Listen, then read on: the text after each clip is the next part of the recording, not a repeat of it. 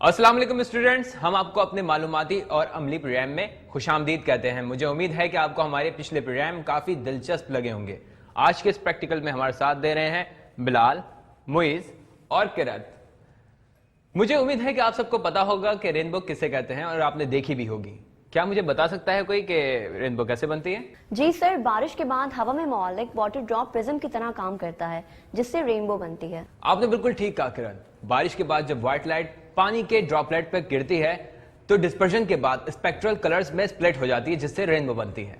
Sir, ये dispersion of light क्या होता है? बिलाल, जब सफेद रोशनी एक प्रिज्म से गुजरती है तो 7 रंगों में तकसीम हो जाती है जिसे हम डिस्पर्जन ऑफ लाइट कहते हैं। सर, ये क्या चीज है? मुइज़, ये एक प्रिज्म है, एक ठोस और शफाफ ऑब्जेक्ट। इसकी सतहें मुसल्लस नुमा और खुरदरी हैं, जबकि इसके अतराफ की 3 सतहें मुस्ततिल नुमा, हमवार और बराबर हैं। इसके जरिए हम किसी भी मटेरियल का इंडेक्स ऑफ रिफ्रैक्शन मालूम कर सकते हैं। सर, मैंने पढ़ा है कि बाज़ खास शक्ल के प्रिज्म्स ऑब्स्टिकल्स के गिर्द लाइट का रास्ता बदलने के लिए या इमेजेस को उलटने या घुमाने के लिए इस्तेमाल हो सकते हैं। जी किरत, इसकी कई शेप्स और इकसाम होती हैं और ये रिफ्लेक्शन, रिफ्रैक्शन, डिस्पर्शन या उनके किसी भी कॉम्बिनेशन के लिए ऑप्टिकल आलात में इस्तेमाल होते हैं। स्टूडेंट्स, आज हम प्रिज्म की मदद से एक बहुत ही दिलचस्प एक्सपेरिमेंट करेंगे और ग्लास प्रिज्म से रोशनी की शुआ गुजार कर उसको ट्रेस करेंगे और साथ में एंगल ऑफ डेविएशन भी नापेंगे। लेकिन उससे पहले प्रिज्म से मुतालिक एक एनिमेशन देखते हैं। प्रिज्म एक ट्रांसपेरेंट ऑब्जेक्ट है जिसकी 3 सतहें रेक्टेंगुलर और 2 ट्रायंगुलर सतह होती हैं। एंगल को एंगल ऑफ प्रिज्म कहते हैं। इसको ए से जाहिर किया गया है। एक ग्लास स्लैब से रिफ्रैक्शन की सूरत में इंसिडेंट रे और इमर्जेंट रे एक दूसरे के पैरेलल होती हैं, लेकिन प्रिज्म से रिफ्रैक्शन की सूरत में इंसिडेंट रे और इमर्जेंट रे एक दूसरे के पैरेलल नहीं होती। इंसिडेंट रे की सिमत में डेविएशन होती है। इंसिडेंट रे और इमर्जेंट रे का दरमियानी एंगल एंगल ऑफ डेविएशन कहलाता है और आम तौर पर डी से जाहिर किया जाता है। आइए, इससे पहले कि हम अपने तजुर्बे का आगाज करें, अपने अपरेटस का जायजा लेते हैं। Calculator, sellotape, scissor, common pens, duster, protractor, drawing sheet, drawing board, pencil, scale और आखिर में हमारा प्रिज्म। अब हम अपने प्रैक्टिकल का आगाज करेंगे और सबसे पहले अपने प्रिज्म को कॉटन क्लॉथ से साफ करेंगे।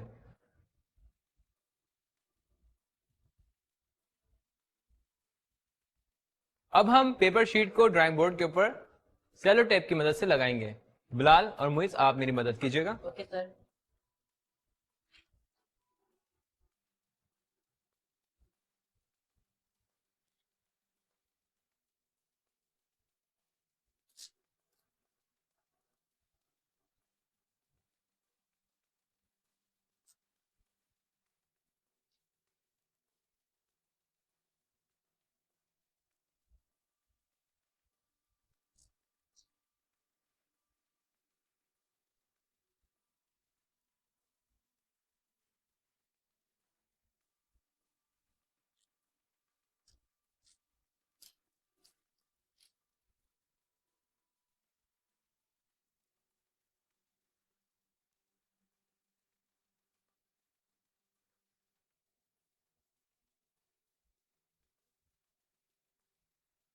हमने शीट को ड्राइंग बोर्ड के ऊपर लगा लिया है। अब मैं प्रिज्म को शीट के दरमियान में इस तरह से रखूंगा कि इसका बेस जो है वो मेरी जानिब हो। इस बात का ख्याल रखिएगा कि बेस हमेशा उसकी जानिब होती है जो ऑब्जर्वर हो।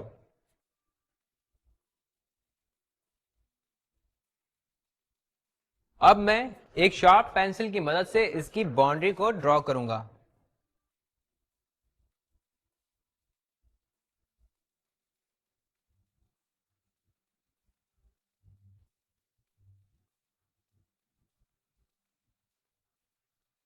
अब हम इसके एंगल को ए कहेंगे और बेस साइड को बीसी से मार्क कर देंगे। अब मैं प्रिज्म को इसकी बाउंड्री में बड़ी एहतियात के साथ रखूंगा। हमें इस बात की एहतियात करनी चाहिए कि प्रैक्टिकल के दौरान हमारा प्रिज्म अपनी जगह से ना हिले। اب ہم اس کے اے بی سائڈ کے درمیان ایک کیو پن لگائیں گے.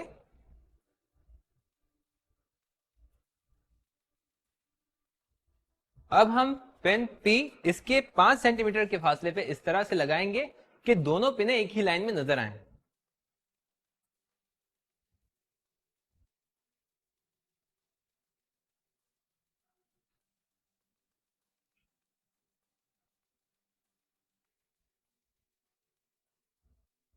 اب ہم سائڈ اے سی کی طرف سے مشاہدہ کرتے ہوئے مزید 2 پنز لگائیں گے اور اس بات کا خیال رکھیں گے کہ پنز کو ہم زیادہ زور سے بورڈ کے اوپر نہ دبائیں ورنہ ہمارا ہاتھ زخمی ہو سکتا ہے یا تو پھر بورڈ سے پن نکلے گی نہیں.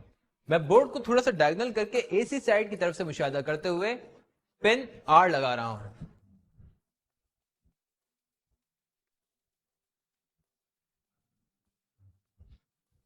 اب میں پن ایس کو اس طرح سے لگاؤں گا کہ مجھے یہ چاروں پنیں ایک ہی لائن میں نظر آئیں گی.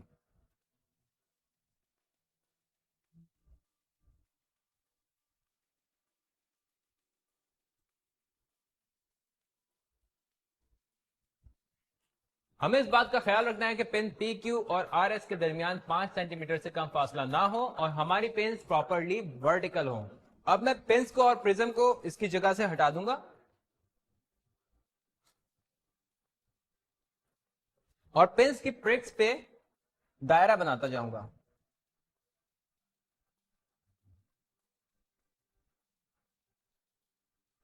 اب میں اے بی سائڈ سے ایک لکیر کھینچوں گا جو ایکسٹینڈ ہوتی ہوئی اے بی کے فیس تک پہنچے گی اور او کہلائے گی.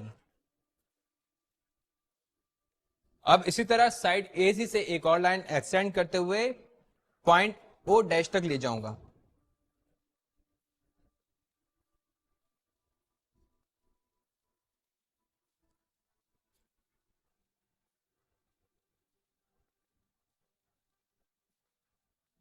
اب او اور او ڈیش تک ایک لائن اسٹریٹ کھینچوں گا.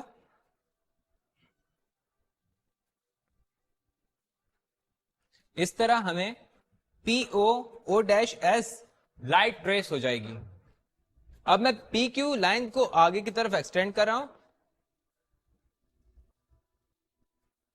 اور ایمرجنٹ رے آر ایس کو پیچھے کی طرف کھینچوں گا تاکہ یہ کے پوائنٹ پہ انٹرسیکٹ کر جائیں. اب ہم اینگل ڈی کو پروٹیکٹر کی مدد سے ناپیں گے جو کہ اس کا اینگل آف ڈیویشن کہلائے گا اور یہ ہے 41 ڈگری. سر یہ اینگل آف ڈیویژن کیا ہوتا ہے؟ موئس انسیڈنٹ رے اور ایمرجنٹ رے کے درمیانی اینگل کو اینگل آف ڈیویشن کہتے ہیں. اسی طرح انسیڈنٹ رے سے نارمل کی طرف جو اینگل بنے گا ہم اس کو اینگل آف انسیڈنس کہیں گے. اب ہم اینگل این او پی کو ناپیں گے اور اینگل آف انسیڈنس معلوم کریں گے.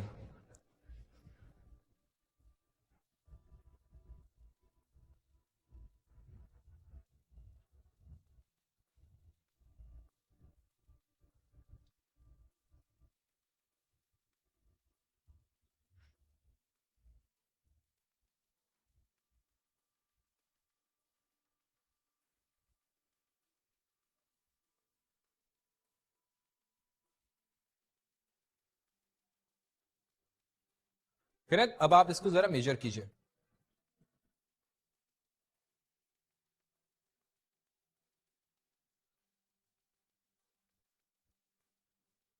سر اینگل آف انسیڈنس کی ویلیو 47 ڈگری ہے.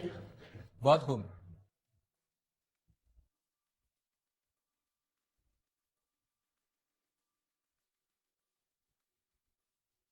اسٹوڈینٹس ہم نے پہلی ریڈنگ لے لی ہے. اسی طریقے سے ہم باقی 2 ریڈنگز حاصل کریں گے اینگل آف انسیڈنس کا ڈفرینٹ ویلیو رکھتے ہوئے.